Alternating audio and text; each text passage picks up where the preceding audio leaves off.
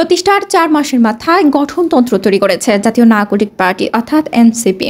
শুক্রবার রাজধানীর বাংলা মোটরে এনসিপির অস্থায়ী কেন্দ্রীয় কার্যালয়ে দলের ষষ্ঠ সাধারণ সভায় গঠনতন্ত্র অনুমোদন করা হয়।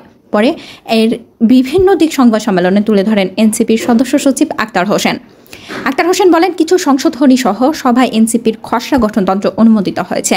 আগামী কাউন্সিলের আগে প্রয়োজন সাপেক্ষে বর্তমান প্রতিষ্ঠাকালীন আহ্বায়ক কমিটিতে সংশোধনী আনতে পারে। গঠনতন্ত্রের বিভিন্ন দিক তুলে ধরে আক্তার বলেন, এনসিপির কেন্দ্রীয় কমিটির সভাপতি ও সাধারণ সম্পাদক সারা দেশে কাউন্সিলে সরাসরি ভোট দিতে নির্বাচিত হবে। একজন সদস্য জীবনে সর্বোচ্চ 2 বার সাধারণ সম্পাদক পদে দায়িত্ব পালন করবেন এবং সর্বোচ্চ 2 বার সভাপতি পদে দায়িত্ব পালন করতে পারবেন। সভাপতি ও সাধারণ সম্পাদক দলের রাজনৈতিক পরিষদের কাছে দায়বদ্ধ থাকবেন। এনসিপির রাজনৈতিক পরিষদ ন্যাশনাল কাউন্সিলের সদস্যের ভোটে নির্বাচিত হবে। রাজনৈতিক পরিষদ সর্বনিম্ন 11 জন এবং সর্বোচ্চ 15 জন সদস্যের হবে। 11 জন সদস্য ন্যাশনাল কাউন্সিলের সদস্যদের ভোটে নির্বাচিত হবেন। তার মধ্যে ন্যূনতম 3 জন নারী সদস্য থাকতে হবে। পদাধিকার বলে দলের সভাপতি ও সাধারণ সম্পাদক রাজনৈতিক পরিষদের অন্তর্ভুক্ত হবেন। এই পরিষদের বাকি 2 জন সদস্য সভাপতি ও সাধারণ সম্পাদক দ্বারা মনোনীত হবেন। এনসিপির একটি ন্যাশনাল কাউন্সিলর থাকবে। এই ফোরাম রাজনৈতিক পরিষদ নির্বাচন, সভাপতি, সাধারণ সম্পাদক নির্বাচন এবং জরুরি সময়ে কিছু কিছু বিষয়ে সিদ্ধান্ত গ্রহণ করার দায়িত্ব পালন করবে। কেন্দ্রীয় কমিটি, অঙ্গ সংগঠনের নির্বাহী কমিটি, জেলা পদমর্যাদার কমিটি থেকে 5 জন এবং উপজেলা পদমর্যাদা কমিটি থেকে 2 জন সদস্যের সমন্বয়ে ন্যাশনাল কাউন্সিল গঠিত হবে। এনসিপির কেন্দ্রীয় কমিটি দলের সভাপতি, সহসভাপতি, সাধারণ সম্পাদক, যুগ্ম সাধারণ সম্পাদক, বিভাগীয় সাংগঠনিক সম্পাদক, সম্পাদক মণ্ডলী, অন্যান্য প্রয়োজনীয় সংখ্যক সাধারণ সদস্য এবং ক্ষেত্র বিশেষে জেলা সভাপতিদের সমন্বয়ে গঠিত হবে। কেন্দ্রীয় কমিটির মেয়াদ হবে 3 বছর। মেয়াদের শেষ 90 দিনের মধ্যে পরবর্তী কাউন্সিল অনুষ্ঠিত হবে। এনসিপির গঠনতন্ত্রের দলীয় ফোরামে অনুমোদিত হলে নির্বাচন কমিশনের নতুন রাজনৈতিক দলের নিবন্ধনের আবেদন সময়সীমা শেষ হওয়ার সামনে রেখে আগামী রোববার এই সময়সীমা শেষ হচ্ছে। এনসিপি নিবন্ধনের জন্য নির্বাচন কমিশন আবেদন দাখিলের বিষয়ে সভায় সর্বসম্মতিক্রমে সিদ্ধান্ত হয় বলে জানান আক্তার হোসেন। তিনি বলেন, এ বিষয়ে নির্বাচন কমিশনের সঙ্গে সামগ্রিক যোগাযোগের জন্য মুখ্য সমন্বয়ক নাসিরউদ্দিন পাটোয়ারি, যুগ্ম আহ্বায়ক খালেদ সাইফুল্লাহ ও যুগ্ম সদস্য সচিব জহিরুল ইসলামকে দায়িত্ব দেওয়া হয়। সংবাদ সম্মেলনে এনসিপির জ্যেষ্ঠ যুগ্ম আহ্বায়ক সামান্তা শারমিন ও আরিফুল ইসলাম আদি, উত্তরাঞ্চলের মুখ্য সংগঠক সার্জিস আলম, জ্যেষ্ঠ যুগ্ম মুখ্য সমন্বয়ক আব্দুল হান্নান মাসুদ, যুগ্ম সদস্য সচিব মুশফিকুর সলেহীন, যুগ্ম সদস্য সচিব সালেউদ্দিন শিফাত প্রমুখ উপস্থিত ছিলেন। বিএনপির ভারপ্রাপ্ত চেয়ারম্যান তারেক রহমানের দেশে ফেরার প্রস্তুতি নিচ্ছেন বলে জানিয়েছেন দলটির স্থায়ী কমিটির সদস্য আমির খুসরু মাহমুদ চৌধুরী। তিনি বলেন, বিএনপি সহ দেশের সব মানুষ তারেক রহমানের জন্য উন্মুক্ত হয়ে অপেক্ষা করছে। উনি প্রস্তুতি নিচ্ছেন, যে কোনো সময় একটি দিনক্ষণ সিদ্ধান্ত নিয়ে দেশে চলে আসবেন তিনি। 20 জুন অর্থাৎ শুক্রবার বাদাসুর রাজধানীর কাটাবনের একটি মসজিদে গণফোরামের সভাপতি প্রয়াত মোস্তফা মহসিন মঞ্জুর মিলাদ মাহফিল অংশ নিয়ে সাংবাদিকদের এক প্রশ্নের জবাবে তিনি এসব কথা বলেছেন। লন্ডনে গত 13 জুন অধ্যাপক ডক্টর মাহমুদ ইউনূস ও তারেক রহমানের বৈঠকের পর বিএনপির ভারপ্রাপ্ত চেয়ারম্যান বাংলাদেশে কবে ফিরবেন সেটি নিয়ে শুরু হয়েছে নতুন করে আলোচনা। 2008 সালের সেপ্টেম্বরে চিকিৎসার জন্য সপরিবারে লন্ডনে যান তারেক রহমান। সেখান থেকে বিএনপির স্থায়ী কমিটির সঙ্গে পরামর্শক্রমে দল পরিচালনা করছেন তিনি। এই সময় সাংবাদিকদের অপর একটি প্রশ্নের জবাবে আমির খুসরু বলেন, পোস্টার বাতিল এবং নির্বাচন সংক্রান্ত আরপিও সংশোধনের বিষয়ে সব রাজনৈতিক সঙ্গে আলোচনা করে নির্বাচন কমিশন সিদ্ধান্ত নেবে। তিনি আরও বলেন, এ বিষয়ে আমার এখন কোনো কমেন্ট করা ঠিক হবে না।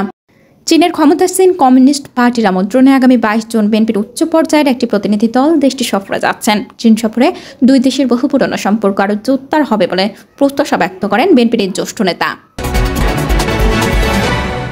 পুলিশের সাবেক অতিরিক্ত মহাপরিদর্শক অর্থাৎ অতিরিক্ত আইজিপি মাহমুদ ইকবাল বাহারকে আটক করেছে ঢাকা মহানগর পুলিশের গোয়েন্দা বিভাগ অর্থাৎ ডিবি।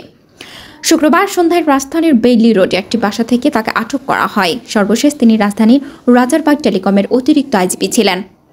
ডিএমপির যুগ্ম কমিশনার নাসিরুল ইসলাম বলেন, ইকবাল বাহার এখন ডিবি হেফাজতে আছেন।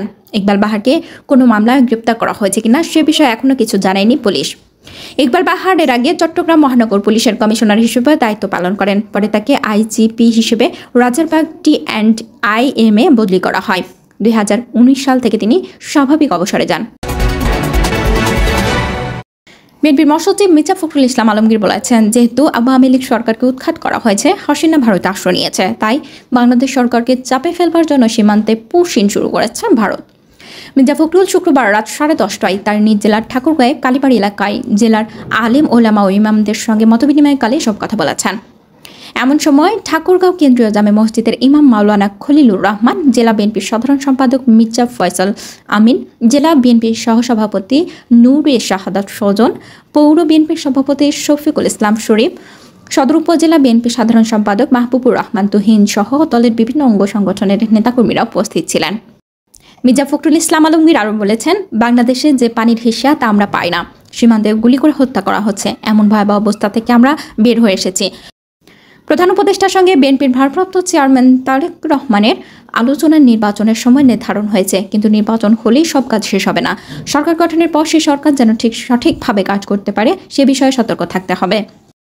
ভোট আমাদের পবিত্র আমানত, মানুষের কল্যাণ ও ইসলামের কল্যাণে কাজ করবে, আমরা তাকে ভোট দেব। শেখ মুজিবুর রহমানের হত্যার পরে জিয়াউর রহমান যখন দায়িত্ব নিয়েছিলেন তখন তিনি প্রথম সাংবিধানিক বিসমিল্লাহির রহমানির রহিম সংযোজন করেছিলেন। তিনি প্রথম আল্লাহর উপর আস্থা ও বিশ্বাস কথাটি লিখেছিলেন। মির্জা ফখরুল আরও বলেন, গত সরকারের সময় আলেম ওলামাদের কোনো সহায়তা করা যায়নি। বিএনপি সে আস্থা থেকে বের হয়ে আসতে চাই। আমরা ভিন্ন পথে রোজগারের কথা চিন্তা করতে পারি না। আমিও আর আমার পরিবার সৎ পথে থেকে চলতে চাই। শুধু রাজনীতি করতে গিয়ে আমাকে পৈতৃক সম্পত্তি বিক্রি করতে হয়েছে। যতটুকু কাজ করব তা যেন নিষ্ঠার সঙ্গে কাজ করতে পারি। রাজনৈতিক ব্যক্তি ছাড়া অন্য কেউ জনগণের দুঃখ কষ্ট বুঝবে না। যে ব্যক্তিগুলো জনগণের সঙ্গে তার দুঃখ কষ্ট বোঝে, তারা যদি নির্বাচিত হয়ে সংসদে যায় তাহলে তাদের কাছ থেকে ভালো কিছু ফলাফল আশা করা যেতে পারে।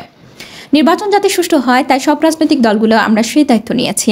এর মধ্যে বাংলাদেশ ও ইসলামের শত্রুরা ইউটিউব ফেসবুকে বিভিন্ন রকম বিভাজন সৃষ্টি করছে। কখনো সুযোগ হলে অবশ্যই আমরা আলেম ওলামাদের জন্য কিছু করবার চেষ্টা করব। জাতিসংঘের মহাসচিব আন্তোনিও গুতেরেস সতর্ক করে বলেছেন, ইসরায়েল ও ইরানের মধ্যে অব্যাহত সংঘাতের ফলে বিশ্ব একটি সংকটের দিকে দ্রুত ধাবিত হচ্ছে। তিনি বলেন, এই সংঘাতের বিস্তার হলে যে আগুন জ্বলবে তা কেউ নিয়ন্ত্রণ করতে পারবে না। 20 জুন অর্থাৎ শুক্রবার জাতিসংঘ নিরাপত্তা পরিষদের বৈঠকে উদ্বোধনী বক্তব্যে গুতেরেস এসব কথা বলেছেন।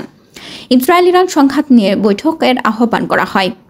জাতিসংঘের মহাসচিব আরও বলেন, তিনি বিশ্বাস করেন এই সংঘাতের কেন্দ্রে রয়েছে পারমাণবিক প্রশ্ন। তিনি বলেন, ইরান বারবার বলছে তারা পারমাণবিক অস্ত্র চাইছে না, কিন্তু আসুন আমরা স্বীকার করি এখানে আস্থার অভাব রয়েছে। সব পক্ষকে শান্তিপূর্ণ একটি সমাধানে পৌঁছাবার সুযোগ করে দেওয়ার আহ্বান জানিয়েছেন গুতেরেস। তিনি বলেন, আমি যুদ্ধ বন্ধের এবং আন্তরিকতা সহ আলোচনায় ফিরে আসার আবেদন জানাচ্ছি। এদিকে নিরাপত্তা পরিষদের বৈঠকের পাশাপাশি জেনেভায় ইউরোপের 3 দেশের পররাষ্ট্রমন্ত্রী ও ইউরোপীয় ইউনিয়নের সঙ্গে বৈঠকে বসেছেন ইরানের পররাষ্ট্রমন্ত্রী আব্বাস আরাগচি।